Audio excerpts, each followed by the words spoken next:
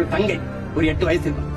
அவ ஒரு திருமண நிகழ்வு, ஏதோ ஒரு நிகழ்வு, அந்த நிகழ்வுல சாப்பிட்டுட்டு ஒரு பெரிய வட்டையில எச்சி தட்டை போடுறாங்க. அந்த தட்டுல இருக்கிற மிச்சம் மீதி இந்த உணவை எடுத்து எடுத்து தின்னுட்டு இருக்கு, முட்டிக்கால் போட்டு. அது வெள்ள கொடுமை, அது வெள்ள கொடுமை. அதுல பல கால்கள் இப்படியுமா அந்த குழந்தை இப்படி சாப்பிட்டுக்கிட்டு இருக்கிறது, இந்த தட்டு இருந்து எடுத்து சாப்பிடுறத, இந்த மிச்சத்தை, இந்த எச்சியை சாப்பிடுறதை பார்த்து கொண்டே பல கால்கள் போய்கொண்டிருக்கு. அவ முன்னாடி இப்படி நின்று இப்படி பயந்து சாப்பிட்டு இருக்கா. பல எச்சி தட்டுகள் அவ முன்னாடியே வந்து விடுகுது. அதுல ஒரு மனிதன், ஒரு மானுடன் கூட, பாப்பா அதை செய்யாத, வா கையை கழுவிட்டு வா, எங்களோட வந்து சாப்பிடுன்னு ஒருத்தன் கூப்பிடலடா. இந்த மனித பகர்களுக்கு இடையில நீ வாழ்ந்து கொண்டிருக்காங்கிறத கவனிச்சுக்கிட்டீங்களா?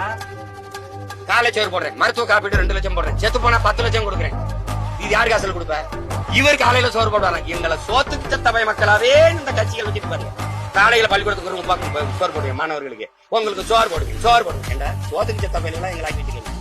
ஒரு நாள் என் தமிழ் மீது, என் தாயின் மீது, என் தாயின் மீது சத்தியம் விட்டு சொல்றேன், இந்த நிலம் எனக்கு திக்கிட்டு நீ